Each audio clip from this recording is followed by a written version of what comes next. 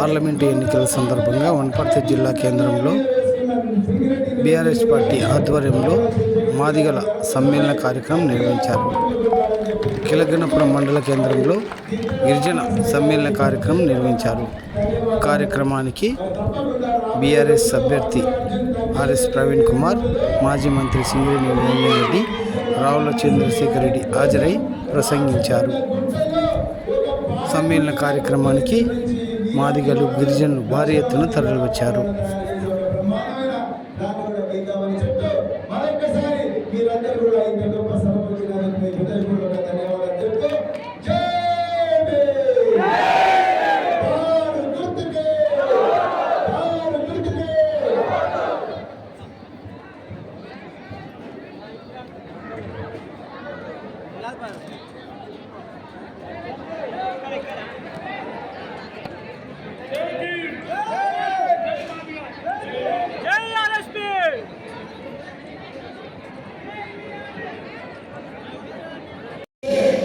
నా భార్యలో, నా తమ్ముడు, నా బామ్మడితో లేకుంటే, నా చుట్టబంధువులు లేకుంటే పార్టీ వాళ్ళు వచ్చి ప్రతి ఊళ్ళో ఉండే అన్ని కులాల ఇళ్ళ కాడిపోయి ఓటు కావాలి అడుగుతారు.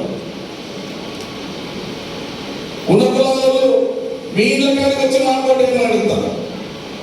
ఉన్న కులాలలో మీ ఇళ్ళ కాడికి వచ్చి మా కోటేమని అడుగుతారు. కానీ ఇలా ప్రవీణ్ కుమార్ నిలబడ్డాడు కాబట్టి మీరు ఉన్న కులాల ఇళ్ళ కాడికి పోయి మీ ఓటు మాకు వేయండి, ఆ ఓటు చేసినా అమూల్యమైన మనుషులు మీరు ఎవరికైనా వేసేది కదా, మీరు అడిగిన ప్రతిసారి మేము వేసినాం, ఈసారి మా కోసం మీరు వేయండి అని చెప్పి మీరు అడగండి. మీకు ఆ హక్కు ఉంది, ఆ చైతన్యానికి చూపాలి. తప్పకుండా అడగాలి. ఎందుకు లేవు?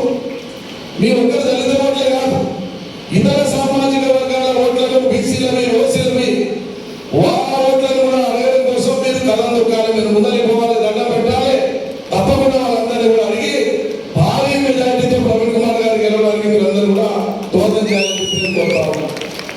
गुरुकुल मेहमान लायो, केसीआर आयो తండేన గ్రామ పంచాయత్ हीरो అవునా? నిరంజన్ రెడ్డి సాబ్ ఆయో, కిలా గణపురం అభివృద్ధి లాయో అవునా? రేవంత్ రెడ్డి ఆయో, తండేన అందేరా లాయో అవునా? రేవంత్ రెడ్డి ఆయో, కష్టాలు కన్నీళ్లు లాయో అవునా?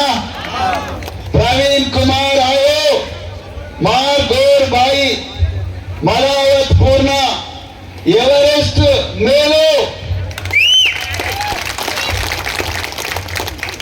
ప్రవీణ్ కుమార్ ఆయో, మార్ గోర్ బంజారా, బేటీ బెటావులో, IIT, NIT, doctor, engineer, hero.